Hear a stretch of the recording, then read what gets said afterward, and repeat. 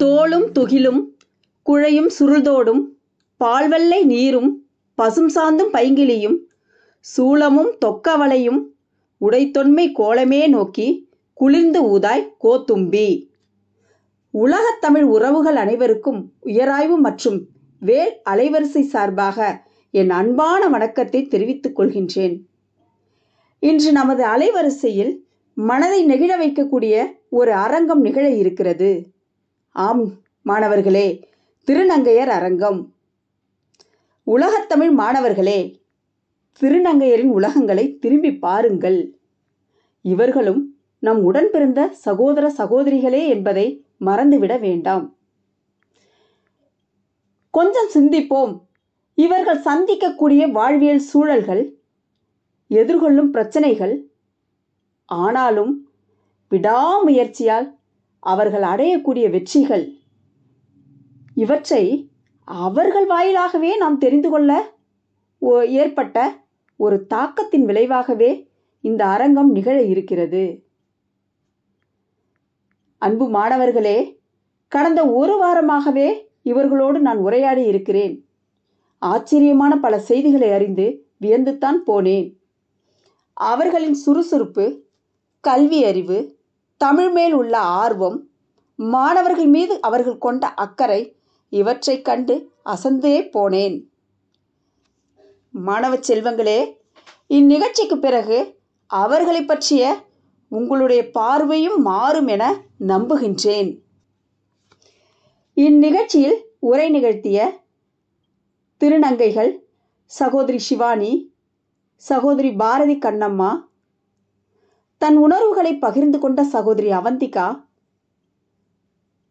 திருநம்பி சகோதரர் ஜெய்சன் ஜோஷ்வா, இவர்களை வணங்கி மகிழ்கின்றேன். மேலும் இந்நிகழ்ச்சியின் தொகுப்பாளர் ஆர்த்தி ஆரோக்கியசாமி, தொகுப்பாளினி அமிழ்தினி, இசைப்பலகை வாசித்த சிவபிரணவன் மற்றும் நண்பர்கள், பயனர்கள் அனைவருக்கும் என் அன்பு வணக்கம்.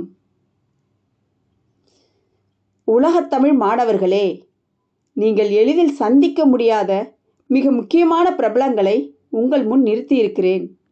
காணுங்கள், கண்டு சிந்தியுங்கள், மாற்றத்தை ஏற்படுத்துவோம், தமிழால் இணைவோம். மீண்டும் ஒரு முறை என் அன்பான வணக்கத்தை தெரிவித்துக் கொண்டு உங்களை வணங்கி மகிழ்வது நான் உங்கள் முனைவர் சே அஜிதா, துறைத் தலைவர், தமிழ் உயராய்வுத்துறை, திருவிக அரசு கலைக்கல்லூரி, திருவாரூர். நன்றி, வணக்கம். அனைவருக்கும் வணக்கம். ஒரு கொடியில் பூத்த இருமலர்கள், இறைவனின் மனித அவதாரம், சமூக நீதி போராளிகள் நீங்கள், சதா நேரமும் சமத்துவம் பேசும் சாமானியர்கள், முக்கண் கொண்ட பரமனின் மூத்த குடிகள், இந்த மூன்றாம் பாலினத்தோர், உங்கள் மாற்றத்தை ஆதாரமாக இன்றி அடையாளமாய் அலங்கரிக்கும் அவசியம் அறிவீர். உங்கள் மாற்றத்தை ஆதாரமாக இன்றி அடையாளமாய் அலங்கரிக்கும் அவசியம் அறிவீர். இந்த அருமையான நிகழ்ச்சியை ஏற்பாடு செய்திருக்கும் திருவிக அரசு கலைக்கல்லூரி தமிழ் உயர் ஆய்வுத்துறை தலைவர் முனைவர் அஜிதா அவர்கள் மற்றும் வேல் அறக்கட்டளையின் சார்பாக அனைவரையும் இந்த உரை அரங்கத்திற்கு வருக வருக என வரவேற்கிறோம். நான் உங்கள் அமிழ்தினி. முப்பெரும் சக்தியாய் இதோ நம் முன் முழங்க வருகிறார்கள். வாருங்கள் நிகழ்ச்சிக்குள் செல்லலாம். நன்றி, வணக்கம். அனைத்து நெஞ்சங்களுக்கும் அன்பு வணக்கம். இது உயராய்வு மற்றும் வேல் அலைவரிசையின் சிறப்பு காணொளி தொகுப்பு. நான் உங்கள் ஆர்த்தி ஆரோக்கியசாமி. உயிரெழுத்தும் மெய்யெழுத்தும் கலந்த உயிர்மெய் எழுத்துக்கள் இவர்கள். உயிர்மெயின்றி தமிழ் மொழி இல்லை, இவர்களின்றி சமுதாயமே இல்லை. ஆமாங்க, இன்னைக்கு நம்ம காணொளியோட சிறப்பு விருந்தினர்களாக வருகை தந்திருப்பவர்கள் அறிவும் ஆற்றலும் மிக்க, மன உறுதி அதிகமுடைய, சமூகத்தில் தனக்கென தனி முத்திரை பதித்த உலகம் போற்றும் மங்கைகள், திருநங்கைகள் தாங்க. வாங்க காணொளிக்குள்ள போவோம். 8 அம்சங்களின் அதிதேவதைகளை விட ஒரு படி மேலாய் 9 அம்சங்கள் கொண்ட நங்கை இவர். சிக்கல்களே வாழ்வானாலும் அனைத்தையும் உடைத்தெறிந்து இன்று சமூகம் போற்றும்படி வாழ்பவர்தான் சிவானி அம்மா அவர்கள். ஒரு நற்சமுதாயத்தை உருவாக்க கல்வி என்பது இன்றியமையாதது. பள்ளியிலிருந்து இளங்கலை வரை பட்டம் பெற்ற இவர் DMLT படித்து தற்போது கால்நடை செயற்கை முறை கருவூட்டாளர் பணியை மேற்கொண்டு வருகிறார். தன்னை போன்ற தன் சகோதரிகளுக்காக நம்பிக்கை விதையை விதைக்க திருநங்கை மாத இதழ் பத்திரிகையின் தலைமை செய்தியாளராக பணியாற்றி வருகிறார். சிறந்த சமூக சேவகரான இவர் மாவட்ட திருநங்கைகள் நலச்சங்கத்தின் தலைவராக உள்ளார். தடைகள் பல ஆயிரம் உன் கண்முன்னே தோன்றினாலும் வழிகள் என்ற ஒன்றை கண்டறிந்து அதை உன் ஏணிப்படியாக்கி தடைகளை கடந்து வெற்றி எனும் கனியை உன் முயற்சிக்கு விருந்தாக்கு என நம்பிக்கை மொழி கூற நம் செவிகளுக்கு விருந்தளிக்க வாழ்வில் நம்பிக்கைகள் எனும் தலைப்பு கொண்டு நம்மிடையே தம் கருத்துக்களை பதிவிட வருகிறார் நம்பிக்கையின் மறு உருவம் அம்மா சிவானி அவர்கள்.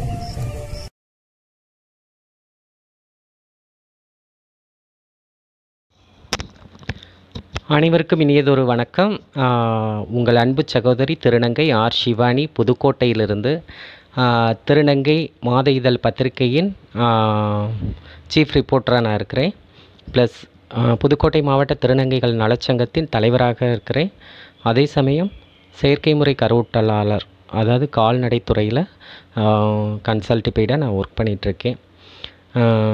இந்த கல்லூரி மாணவர்கள் மத்தியில் இந்த உரையாற்ற எனக்கு வாய்ப்பளித்த திருவாரூர் கல்லூரியின் தமிழ்துறை ஆசிரியை அம்மா அவர்களுக்கு எனது வணக்கத்தை தெரிவித்துக் கொள்கிறேன். நான் பேச வந்த தலைப்பு என்ன அப்படின்னு பார்த்தீங்கன்னா, நம்பிக்கையே வாழ்க்கை. சாதாரணமாக திருநங்கைகள் அப்படின்னாலே ஒரு சிலருக்கு ஒவ்வொரு பார்வை இருக்கும். அதில் நாங்கள் கட்டியிருக்க இந்த புடவை வந்து பார்த்திங்கன்னா, எத்தனை ஆண்கள் கட்டிட்டு நடக்க முடியும்னு நினைக்கிறீங்க? முடியாது. பெண்தன்மை கொண்ட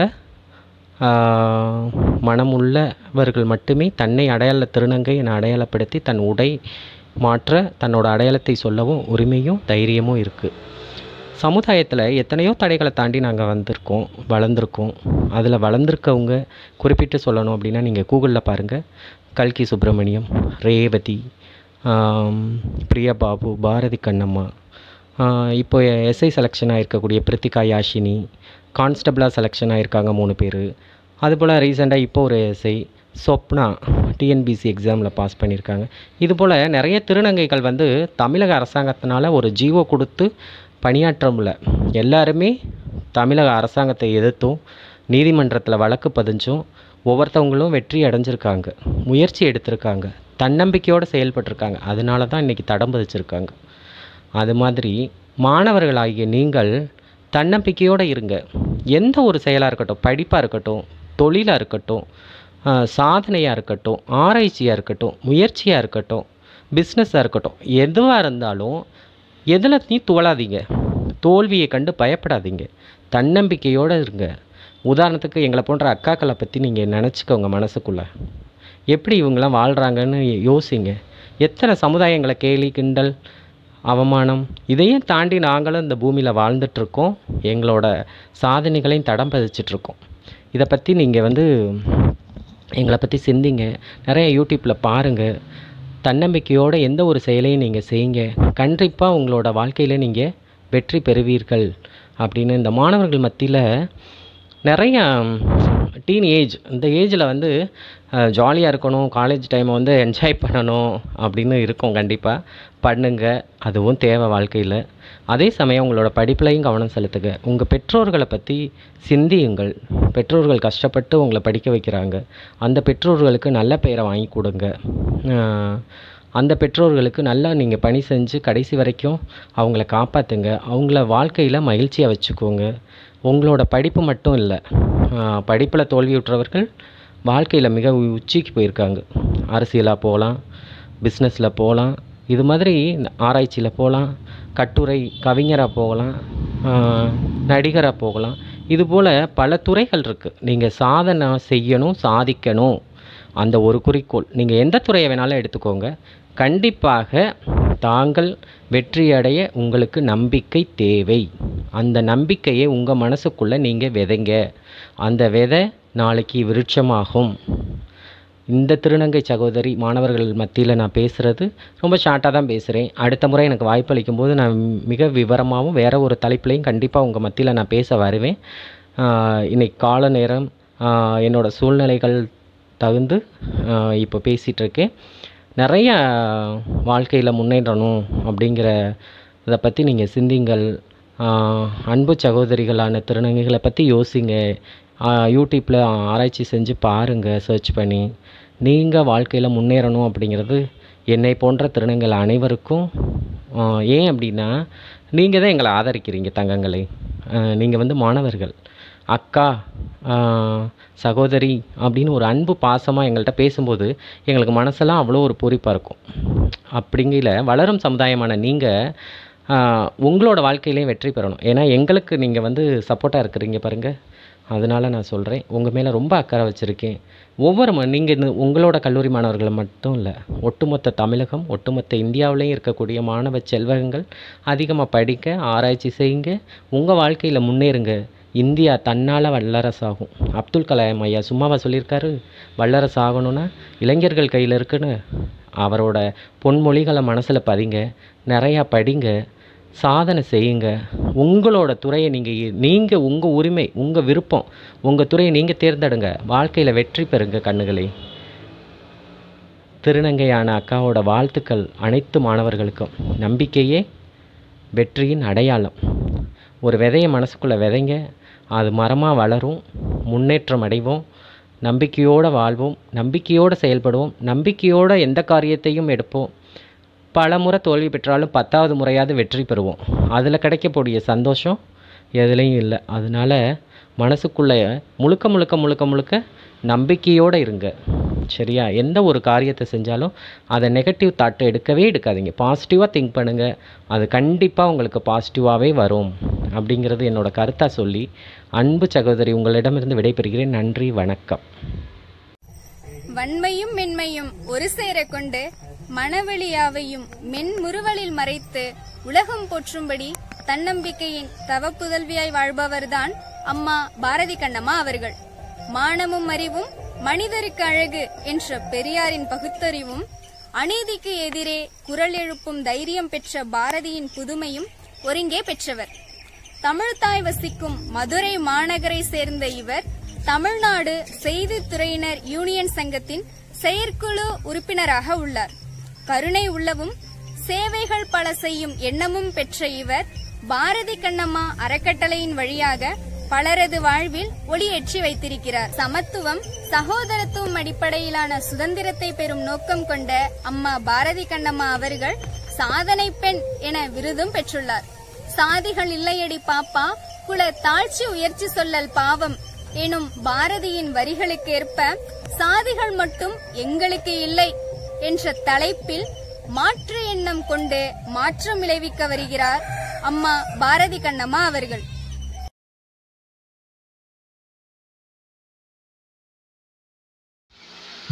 வணக்கம். நான் யார் தெரியுதா?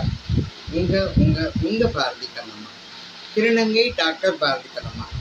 இந்த விஷயத்துக்கெல்லாம் என்னை கொண்டு வந்தது யார் தெரியுமா? நான் பெருமைக்காக சொல்ல. முன்னாடி ஐயா 2005 கலைஞர் ஐயா மிக தெளிவாக திருநங்கைகளை முன்னிட்டு கொண்டு வரணும், அவங்களுக்கு மறுவாழ்வு திட்டத்தை கொண்டு வரணும், அவங்களுக்கும் ஒரு நலவாரியம் அமைக்கணும்னு சொன்னது என்னால் மறுக்க முடியாது. ஏன்னா கழிவிறக்கத்தில் அடிமட்டத்தில் இருக்கிற ஒரு பிறவிகளுக்கு அவர் பிச்சைக்காரர்கள் மறுவாழ்வு திட்டம் ஒன்று கொண்டு வந்தார் தெரியுமா? அடிக்க ஆள் இல்லை, கேட்பார் இல்லாமல் இருந்த அந்த பிச்சைக்காரர்களுக்கும் கையில் எடுத்தவர் அவர். நல்ல திட்டங்கள். அது மாதிரி திருநங்கைகளுக்கு மறுவாழ்வு கொடுக்கணும், நலவாரியம் அமைச்சவர் ஐயா கலைஞர் ஐயா. எதுக்காக இந்த நேரத்தில் திரும்ப திரும்ப அவரை பற்றி பேசுகிறோம்னா, இன்னைக்கு இந்தியாவிலேயே முதலாக ஒரு திருநங்கைகளும் முன்னுக்கு கொண்டு வரணும் அப்படின்னு நினைத்ததுனால பில்கேட்ஸ் ஐயாவை நேராக சந்திக்கக்கூடிய வாய்ப்பை கொடுத்தது யார் தெரியுமா? ஐயா தான். அப்போ 2005 அதாவது பில்கேட்ஸ் அங்கே சென்னை இதுலேருந்து வந்திருக்கார் அமெரிக்காவில்.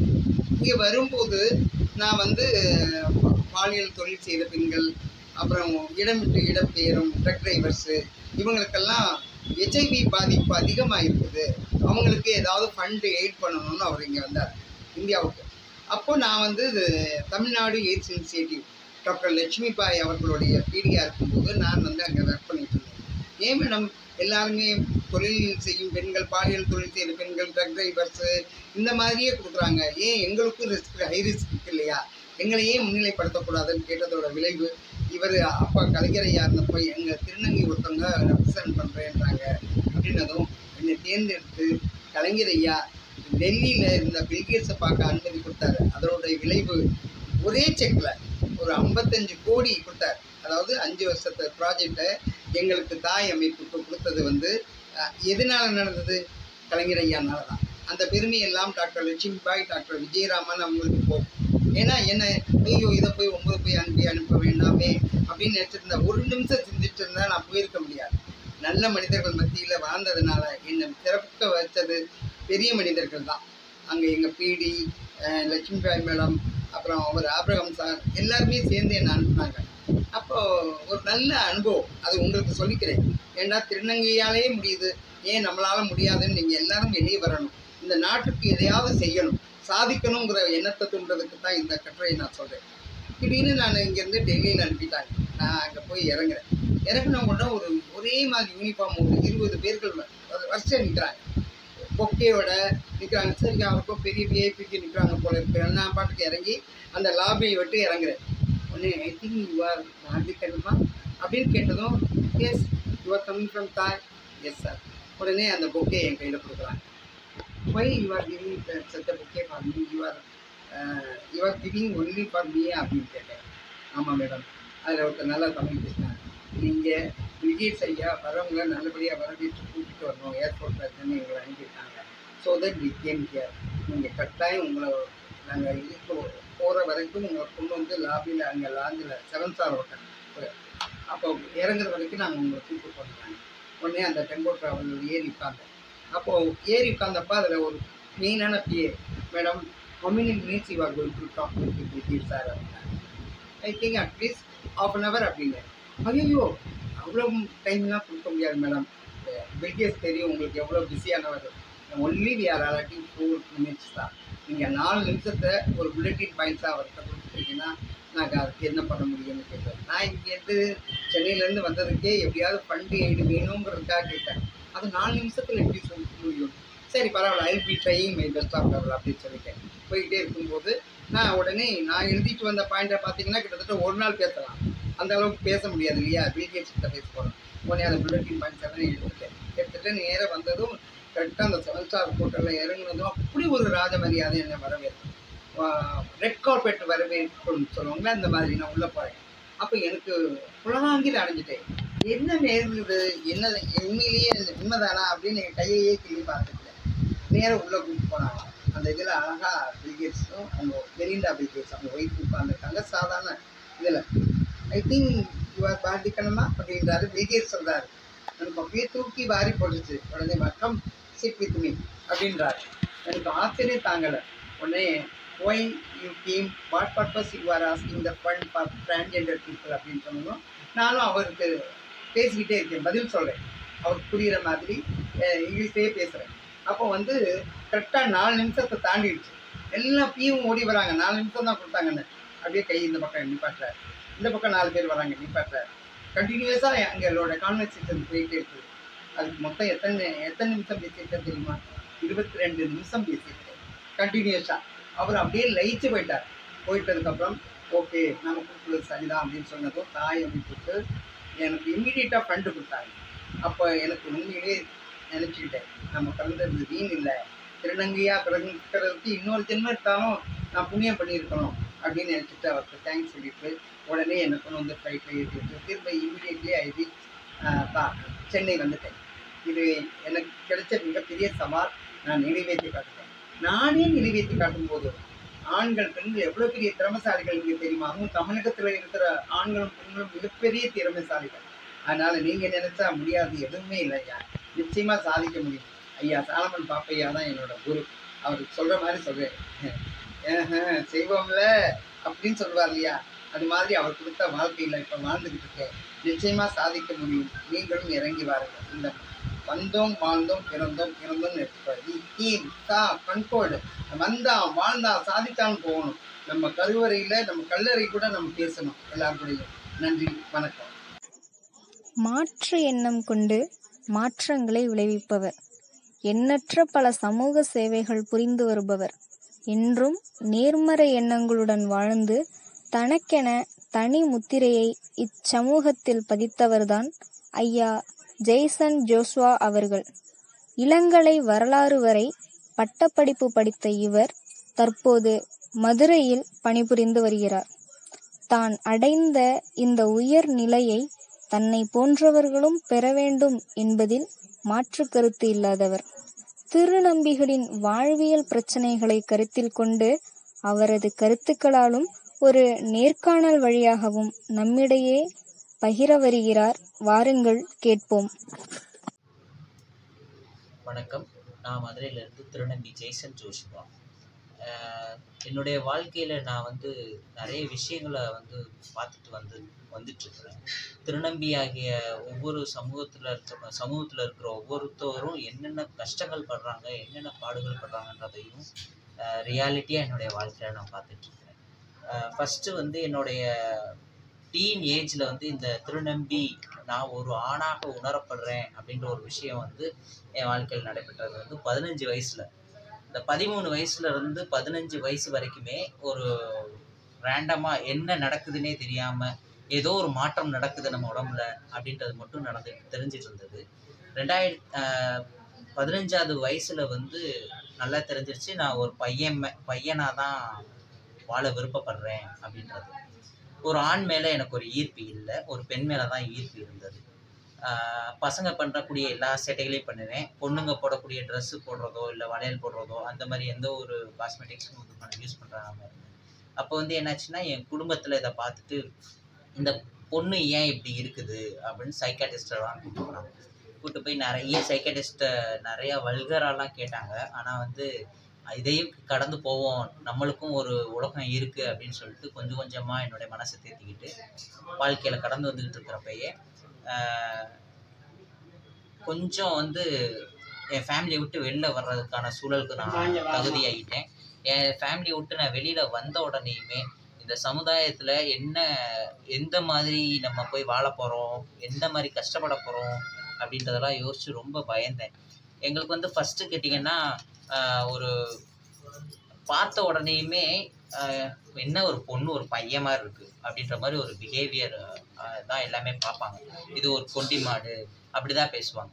ஆனால் நான் அந்த மனசை யாருமே என் பேரண்ட்ஸே என்னை புரிஞ்சுக்காதப்ப இந்த சமுதாயம் என்னை புரிஞ்சுக்கிறோன்னு சொல்லி எதிர்பார்க்கறது முதல் தவறு. நான் இப்படித்தான் வாழுவேன், இது என்னுடைய வாழ்க்கை அப்படின்னு நினச்சி நான் வெளியே வந்ததுனால ஃபஸ்ட்டு ஒரு ஸ்டார்டிங்கில் ஒரு சின்ன பாத்திர கடைக்கு வேலைக்கு போனேன். அப்படியே கொஞ்சம் கொஞ்சமாக ஸ்டெப் பை ஸ்டெப்பாக ஒவ்வொரு தினக்கூலிக்கு போய் மாத சம்பளத்துக்கு அதுக்கடுத்து பாரதி கண்ணம்மா அறக்கட்டளை மூலமாக ரஷ் ஃபவுண்டேஷன்ற ஒரு இடத்துல எனக்கு வேலை கிடச்சி அங்கேருந்து தான் நான் ஒரு லெவலுக்கு வர்றதுக்கான முயற்சிகள் எடுக்கப்பட்டது. இன்று பிரியா பாபு அம்மாவுடைய பாதையில் சென்று அவங்க ஒரு ஃபேன்சி ஸ்டோர் வச்சு கொடுத்து அதுக்கான ஒரு இதுலேயும் போயிட்டுருக்குறோம் நாங்கள். இப்போ என்னென்னு கேட்டிங்கன்னா சென்னையிலேருந்து அம்மாவுக்கு நான் ஃபோன் அடித்தப்போ ஒரே ஒரு இது மட்டும் அம்மாவுக்கு நான் ஃபோன் அடித்து சொல்கிறேன், அம்மா நான் அந்த மாதிரி எனக்கு நான் ஒரு டிரான்ஸ்மென்னு சொல்கிறதுனால என்னை வேலையை விட்டு போக சொல்லிட்டாங்கம்மா அப்படின்னு. வேலை பார்த்துட்ருக்கிறப்ப ஐடி கார்டை கழட்டி கொடுத்துட்டு போப்பா அப்படின்னு சொல்லிட்டாங்க. ஏன்னு கேட்டதுக்கு நான் ஒரு திருநம்பின்றதை அவங்களுக்கு தெரிய வந்ததுனால, ஆதார் கார்டில் நான் ஒரு திருநம்பின்னு தெரிய வந்ததுனால அவங்க உடனே எனக்கு வந்து கல்வி கொடுத்துட்டு போன்னு சொல்லிட்டாங்க. அந்த இடத்துல அவங்க வந்து என்னை வேலைக்கு வச்சுக்கிறதுக்கு விரும்பலை. திருநம்பின்னா எப்படி திருநங்கைகள் மாதிரியே தான் இருக்காங்க, அவங்கள மாதிரியே தான் இருப்பாங்க அப்படின்னு எங்கள் 2 பேருமே மூட்டை கேஸ்ன்னு இந்த உலகம் என் தள்ளி வச்சிருக்கு. ஒரு நாள் நாங்களும் வாழ்க்கையில் முன்னேறி இந்த சமுதாயத்தில் ஒவ்வொரு பணிகளிலையும் நாங்கள் முன்னேறி வருவோம். இது எங்களுடைய வெற்றியின் படிகளாய் காணப்படும். நன்றி. வணக்கம். வணக்கம். உங்களை பற்றின ஒரு சின்ன அறிமுகம் கொடுங்க. என் பேர் ஜெய்சன் ஜோஷுவா. நான் மதுரையிலேருந்து பேசுகிறேன். ஓகே. இன்றைக்கி வந்து இந்த சமூகம் டிரான்ஜெண்டர், 3ஆம் பாலின மக்கள், சாதாரண மேல் ஃபீமேல் அவங்கள ஃபுல்லாமேவும் அஸ்யூஷுவலாக சந்திச்சுக்கிட்டே இருக்குது. ஆனால் இந்த திருநம்பி அவங்கள பற்றி நீங்கள் என்ன நினைக்கிறீங்க? சிஸ் மென் சிஸ் உமன், அதாவது ஆண் பெண். இப்போ வந்து திருநங்கைகள்ன்றவங்க இப்போ அதிகமாக இருக்காங்க. அது மாதிரி இப்போ திருநம்பிகள் வந்து பெண்ணாய் இருந்து ஆணாய் மாறப்பட்டவர்கள் அத்திப்பூத்த மாதிரி இப்போ தான் கொஞ்சம் கொஞ்சமாக வர்றாங்க. ஓகே. உங்களுக்கும் திருநம்பிக்கும் என்ன சம்பந்தம்? நான் ஒரு திருநம்பி. ஓ, சரி சரி. திருநம்பிகள் குடும்ப அளவில் என்ன மாதிரியான பிரச்சனைகளை சந்திக்கிறாங்க?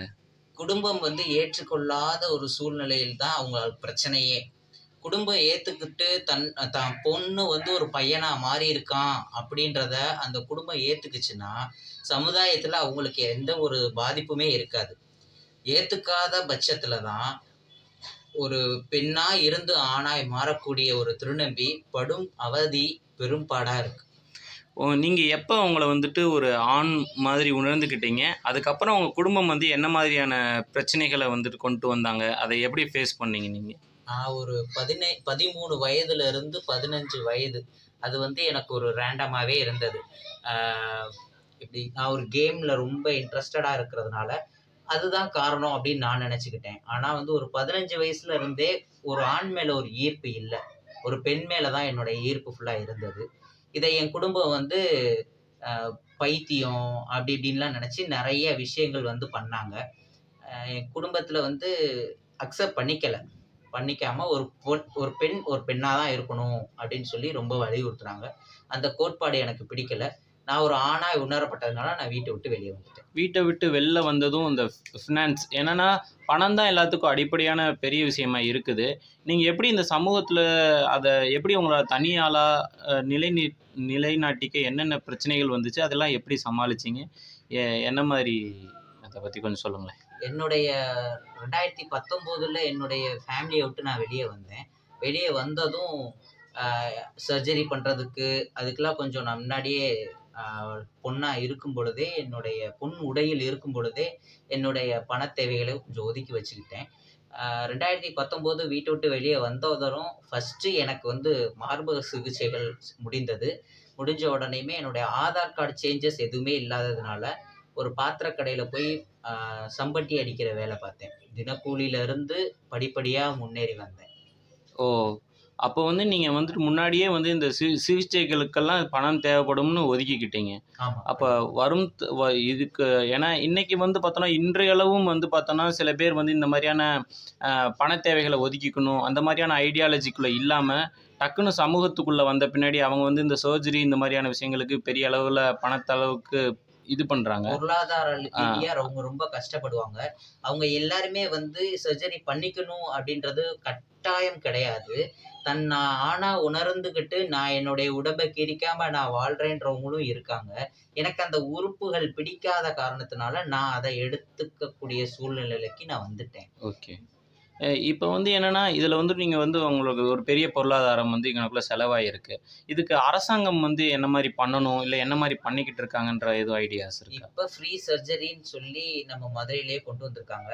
இது இப்போ இருக்க பசங்களுக்கு ரொம்ப யூஸ்ஃபுல்லாக இருக்கும். நீங்கள் வெளியில் போய் ஹார்மோன் எடுக்கணுன்ற அவசியமும் இல்லை, வெளியில் போய் சர்ஜரி பண்ணணுன்ற அவசியம் இல்லை. எல்லாமே நம்ம கவர்மெண்ட் ஹாஸ்பிட்டல்ஸ்லேயே கொண்டு வந்துட்டாங்க. ஸோ நம்ம அந்த சைடு போனோம்னா நம்மளுடைய லைஃப்பை கொண்டு போகிறதுக்கு இந்த பொருளாதார ரீதியாக நம்ம மாட்டாமல் இருக்கும். ஜெய்சன், அதாவது என்னென்னா இன்றைக்கி வந்து ஆண் பெண் திருநங்கைகள் இந்த 3 கேட்டகரியில் இருக்கவங்களுமே வந்து பார்த்தோம்னா மக்களாலும் சரி அரசாங்கத்தாலும் அதிகமாக கவனிக்கப்படுறாங்க. அவங்களுக்கு வந்து சில நலத்திட்டங்களை வந்து உருவாக்கிட்டு இருக்காங்க. ஆனால் வந்து திருநம்பிகளாக மாறுறவங்க வந்து பார்த்தோன்னா இன்னுமே இந்த சமூகத்தில் அதிகமாக வெளிப்படலை. அவங்கள தங்களை வெளிக்காட்டிக்க ரொம்ப கஷ்டப்படுறாங்க. இவங்கள் வந்து எந்த மாதிரியான நலத்திட்டங்களை அரசாங்கம் கொடுக்கணும்னு நீங்கள் விரும்புகிறீங்க? என்ன மாதிரியான திட்டங்கள் வந்து அத்தியாவசியமாகப்படுது? இப்போ சமூகத்தில் வந்து திருநங்கைகளுக்குன்னு ஒதுக்கப்பட்ட அனைத்து சலுகைகளுமே வந்து திருநம்பிகளுக்கும் கொடுக்கப்பட வேண்டிய அவசியமாக இருக்கிறது. ஏன்னா திருநங்கை அக்காமார்கள் அம்மாமார்கள்லாம் வீட்டை விட்டு வெளில வந்து எவ்வளோ பட்டாங்களோ அதே கஷ்டங்களை இப்போ வந்து நாங்கள் பட்டுட்டு இருக்கோம். ஸோ எங்கள் 2 பேருமே நீங்கள் சமமாக நினச்சி ஒரு மனித நேயத்தோடு எங்களை பார்த்தா போதும், எங்கள்கிட்ட பழகுனா போதும். இல்லை மற்ற அதாவது என்னென்னா பொதுவான விஷயங்கள். 2வது இந்த மாதிரியான ஃபினான்ஷியலாக வந்துட்டு கொஞ்சம் சப்போர்ட் பண்ணணும், இல்லை இந்த மாதிரியான அந்த மாதிரி ஸ்பெசிஃபிக்காக எதுவும் கேட்க வேண்டியது இருக்குதா? எங்களுக்குன்னு ஒதுக்கப்படக்கூடிய விஷயங்கள் வந்து மானிய கடனாகவோ அல்லது தொழில் கடனாகவோ கொடுத்தா எங்கள் அக்காமார்கள் யாரும் கடை வசூலுக்கோ வேற எங்கேயும் போக மாட்டாங்க. எங்களுடைய எதுவுமே வந்து வெளியில் நாங்கள் போய் கஷ்டப்படணுன்ற அவசியம் இல்லை. தொழில் சார்ந்த படிப்புகள் படிப்பதற்கும் தொழிலகங்கள் வைப்பதற்கும் எங்களுக்கு உதவி செய்தால். ஓகே.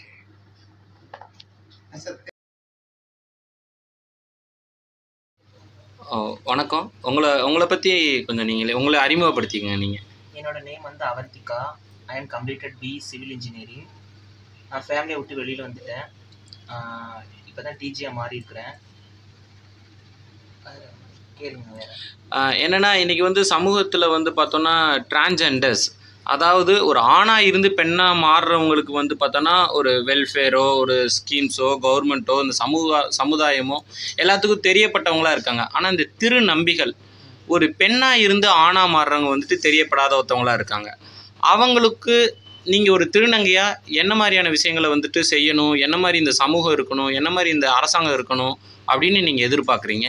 அவங்களும் எங்களை மாதிரி ஒரு சேர்ந்து ஃப்ரெண்ட்ஸாக சேர்ந்து ஒன்றா இருந்து இத்தனை பேர் இருக்கோன்னு சொல்லி கவர்மெண்ட்டுக்கு காட்டி வச்சு அவங்களும் சலுகை இது பண்ணிக்கலாம். இல்லை எங்களை மாதிரி ஆளுங்க கூட சேர்ந்து கூட எங்களுக்கு என்னென்ன இது கிடைக்குதோ அதே மாதிரி அவங்களுக்கும் கிடைக்க வைக்கலாம். அவங்க கவர்மெண்ட் பண்ணி தரலாம் அவங்களுக்கு. இப்போ எங்களுக்கு நலவாரிய கார்டு கொடுத்த மாதிரி இப்போ திருநம்பிக்கை நலவாரிய கார்டெலாம் கொடுத்துருக்குறாங்க. அதே மாதிரி போக போக எல்லா பெனிஃபிட்டும் கிடைச்சா நல்லாயிருக்கும். ஓகே. உங்களுக்கு எதுவும் பாகுபாடுகள் அந்த மாதிரி எதுவும்? இல்லை எங்களுக்கு பாகுபாடுகள்லாம் இல்லை. ஓகே, நன்றி. வணக்கம். சமூகம் போற்றும் நட்சத்திர நாயகியின் சிறப்பு காணொளியை கண்டு மகிழ்ந்த அனைத்து உள்ளங்களுக்கும் எங்களது நன்றிகளை தெரிவித்துக் கொள்கிறோம். மேலும் இந்த காணொளியை இனிதே ஒருங்கிணைத்த உயராய்வு மற்றும் வேல் வலையொலி அலைவரிசையின் நிர்வாகி முனைவர் சே அஜிதா அம்மா அவர்களுக்கும் எங்களது நன்றிகளை தெரிவித்துக் கொள்கிறோம். இந்த காணொளியின் நட்சத்திர நாயகிகளாக விளங்கிய அனைவருக்கும் எங்களது நன்றிகளை தெரிவித்துக் கொள்கிறோம். காணொளியின் சிறப்பு தொகுப்பாளினி அமிழ்தினிக்கும் இசைப்பலகை வாசித்த சிவபிரணவனுக்கும் எங்களது நன்றிகளை தெரிவித்துக் கொள்கிறோம். மீண்டும் ஒருமுறை உங்கள் அனைவருக்கும் எங்களது நன்றிகளை தெரிவித்துக் கொள்கிறோம். இந்த நிகழ்ச்சி உங்களுக்கு பிடிச்சிருக்குதுன்னு நம்புறோம். பிடிச்சிருந்துச்சுன்னா விரும்பவும், ரொம்ப பிடிச்சிருந்துச்சுன்னா பகிரவும், ரொம்ப ரொம்ப பிடிச்சிருந்துச்சுன்னா கருத்து பெட்டியில் கருத்துக்களை போடவும். நன்றி, வணக்கம்.